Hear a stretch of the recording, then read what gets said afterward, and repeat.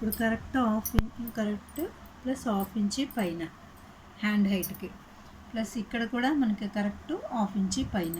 ఆ తర్వాత ఈ కోడ్ అలా స్ట్రైట్గా గీసేయాలి.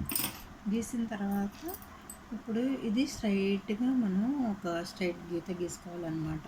ఆ తర్వాత ఈ డిస్టెన్స్ ఎంత ఉందని మనం ఇంచ్ టేప్లో చూసుకోవాలి. మనకి ఒకవేళ ఇది ఎంత ఉందంటే 3 ఉంది, మీకు ఇక్కడ 3 వస్తుందన్నమాట, నీకు మాత్రమే.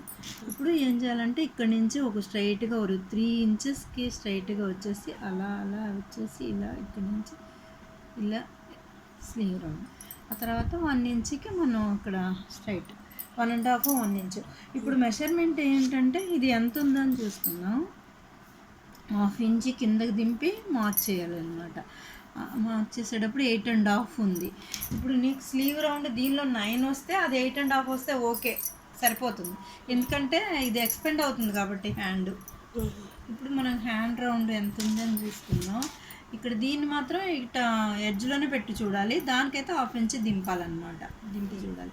9 ఉంది, ఇది 9 ఉంటే ఇది 8.5 ఉంటే సరిపోతుంది. మనం కుట్టేటప్పుడు ఎక్స్పెండ్ అవుతుంది కాబట్టి 8.5 ఓకే. ఇదో ఇక్కడ నుంచి ఇలాగ హాఫ్ ఇంచ్, ఎందుకంటే మనం స్లీవ్ అటాచ్ చేస్తాం కాబట్టి అది ఓకేనా. ఇప్పుడు ఇది ఎట్లా కట్ చేసేయాలి.